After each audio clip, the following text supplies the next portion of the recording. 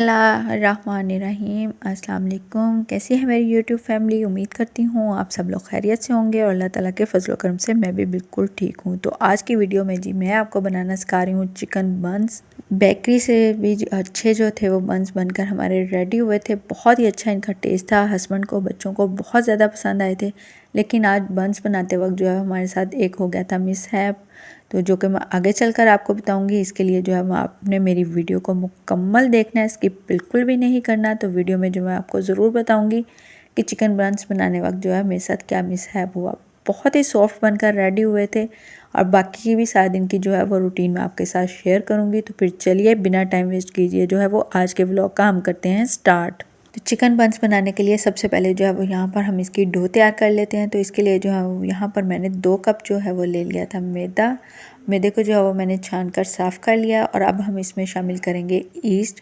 तो यहाँ पर जो है ये देखें, ये वाली मैं ईस्ट यूज़ कर रही हूँ। साशे में बड़ी आसानी से मार्केट में जो है वो मिल जाती है। तो इसमें जो है वो 1 टीस्पून भरकर जो है वो हम ईस्ट का शामिल कर देंगे। और बाद में जो है वो आपने इस साशे को जो है इसी तरह से खुले नहीं छोड़ना। या तो आप इसको किसी भी एयर टाइट कंटेनर में बंद करेंगे तो या फिर इस तरह से फोल्ड कर कर इसको जो है वो आग के साथ हम थोड़ा सा जो है वो ऊपर से जला लेंगे, जिससे ये देखें इस तरह से ये बिल्कुल बंद हो जाएगा और इसका ईस्ट जो है वो बिल्कुल ठीक रहेगा।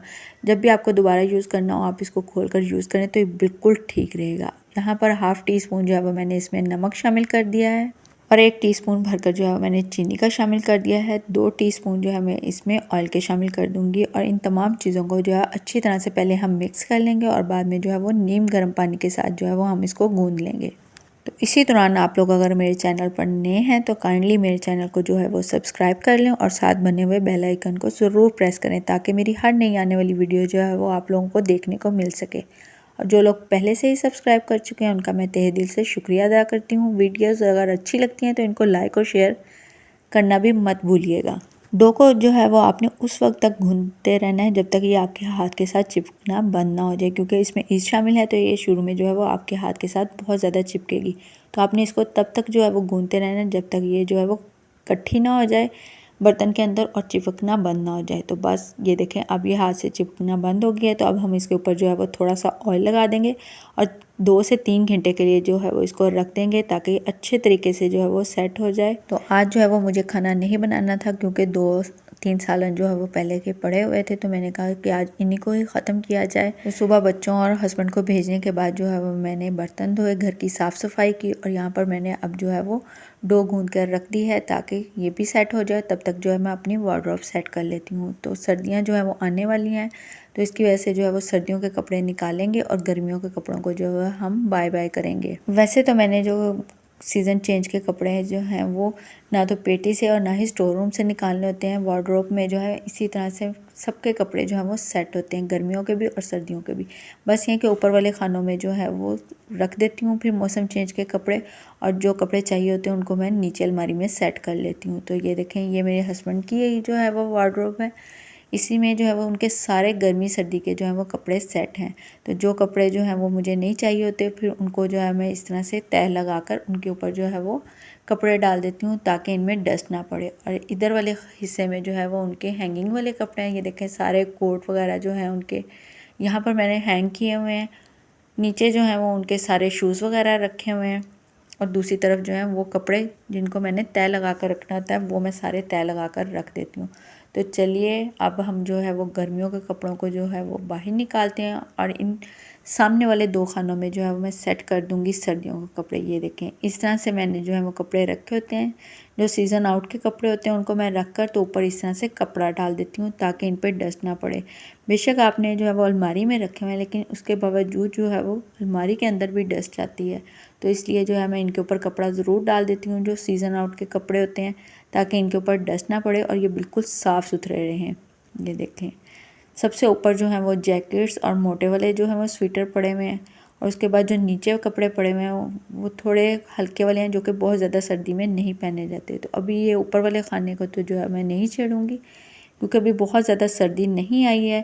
तो ये सामने वाले 2 खानों में से गर्मियों के कपड़े निकाल कर यहाँ पर जो है मैं हल्के फुल्के मोटे कपड़े जो हैं वो रख दूँगी और सबसे नीचे और ऊपर वाले खाने में जो है मैं गर्मियों के कपड़े रखकर इनको जो है वो ढाँप दूँगी। तो ये देखें सारे कपड़े जो है वो मैंने बाहर निकाल लिए हैं। लंडा बाज़ार जो है वो खुल चुका है यहाँ पर। तो अब मैं आहिस्ता आहिस्ता जो है वो इनको अलमारी के अंदर सेट करूँगी।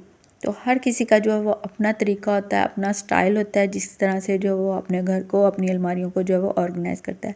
मुझे ये तरीका बहुत ही अच्छा लगता है और सबसे बड़ा फ़ायदा जो है वो इनको ढाँप कर रखने का ये है कि सभी हस्बैंड को आदत होती है कि एक चीज़ चाहिए होती है, उसको नीचे से खींचते हैं और पूरी अलमारी का जो है वो बुरा हाल कर देते हैं। तो अगर आप इस तरह से सेट करते हैं तो जो कपड़े ढाँप कर रखे हुए हैं ना, उनको कोई भी नहीं छेड़ता। और सिर्फ ये 2 खानों की जो है वो कमबख्ती आती है, जो कि बाद में आसानी से जो है वो ऑर्गेनाइज़ भी हो जाते हैं डेली बेस पर भी। तो ये देखें सारे कपड़े जो हैं वो मैंने इस तरह से सेट कर दिए हैं। एक खाने में जो है वो मैंने ट्राउज़र और टी शर्ट्स रख दिए हैं और दूसरे खाने में जो है वो मैंने जीन की पैंट्स और स्वेटर रख दिए हैं हल्के वाले। तो चलें अब मैं कर लेती हूँ बच्चों के भी कपड़े ऑर्गेनाइज़। तो ये है जी अरफा और अहमद की वार्डरोब। तो बच्चों के कपड़े जो हैं वो छोटे होते हैं, इनकी तहें छोटी होती हैं, तो एक ही खाने में जो है वो काफ़ी ज़्यादा कपड़े आ जाते हैं। तो ये देखें ये है अरफा के कपड़े गर्मियों के और ऊपर जो है वो सर्दियों के हैं, जो कि मैंने ढाँप कर रखे हुए थे। ये देखें इस तरह से। तो अब ऊपर वाले खाने में जो है वो मैं रख दूँगी गर्मियों के कपड़े ढाँप कर और इनको जो है मैं नीचे वाले खाने में शिफ्ट कर दूँगी। और ये नीचे वाले दोनों खाने जो हैं वो अहमद के हैं। देखें सबसे नीचे जो है वो सर्दियों के कपड़े हैं जो पीछे ढाँप कर रखे हुए हैं, आगे मैंने उसके जूते वगैरह रखे हुए हैं और ऊपर जो है वो गर्मियों के कपड़े हैं। तो अब इसी तरह से इनकी भी मैं जगह जो है वो चेंज कर दूँगी। तो ये देखें यहाँ पर अहमद ने जो अपनी चाइना मिट्टी रखी हुई है जिसके साथ वो खेलता है।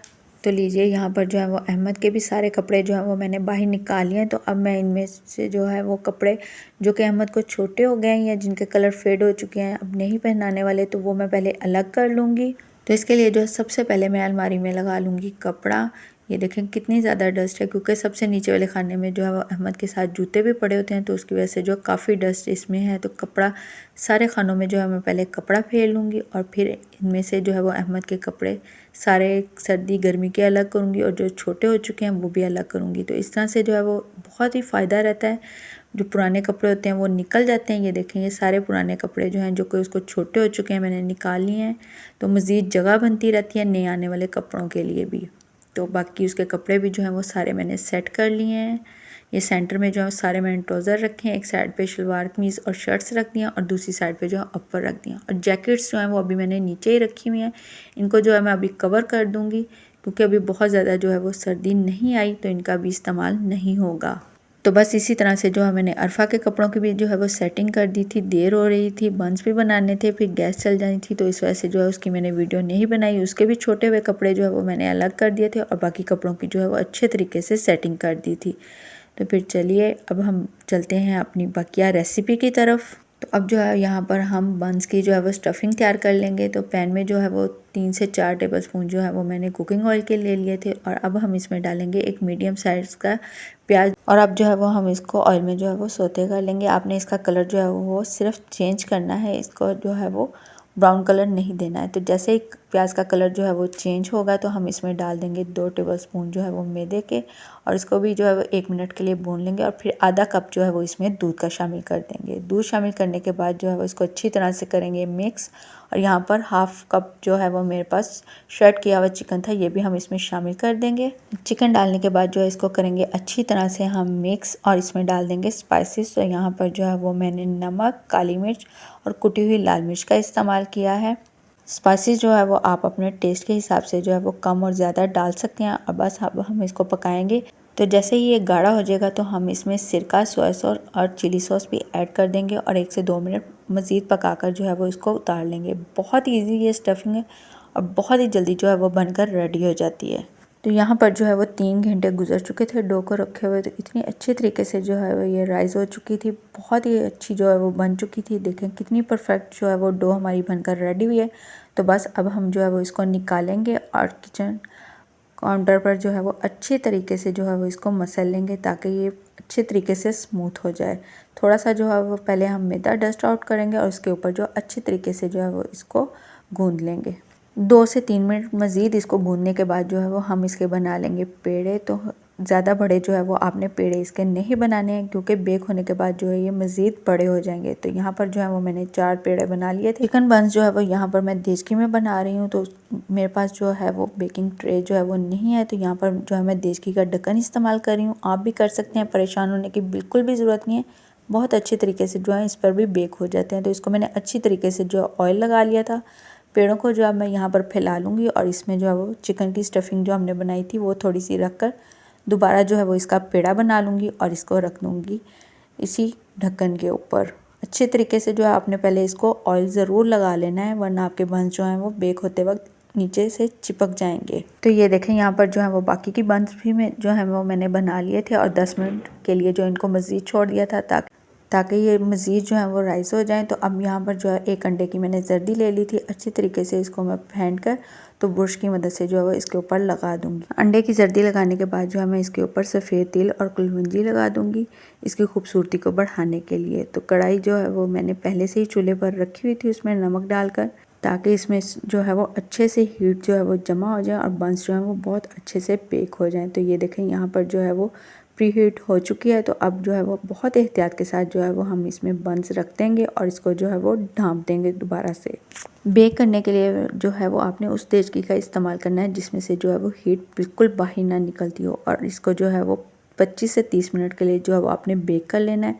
तो अब मैं बताती हूँ कि हमारे साथ जो है वो क्या मिसहैप हुआ था। तो जैसे ही जो है वो 17 से 18 मिनट हुए थे इनको बेकिंग के लिए रखे हुए, तो हमारी जो है वो गैस जा चुकी थी। 2 बज चुके थे और गैस चले गई थी, और उसके बाद जो है वो गैस आनी थी शाम को 5 बजे। तो यहाँ पर जो है वो बच्चों ने जाना था एकेडमी, तो बच्चे जो है वो बिल्कुल भी सब्र नहीं कर रहे थे। बहुत ही लाइट कलर जो है वो अभी आया था, तो फिर हमने जो है वो इसको निकाल लिया। लेकिन बेक जो है वो बहुत ही अच्छे हो चुके थे और टेस्ट जो है वो इसका बहुत ही कमाल था, बहुत ही आउटस्टैंडिंग था इसका टेस्ट।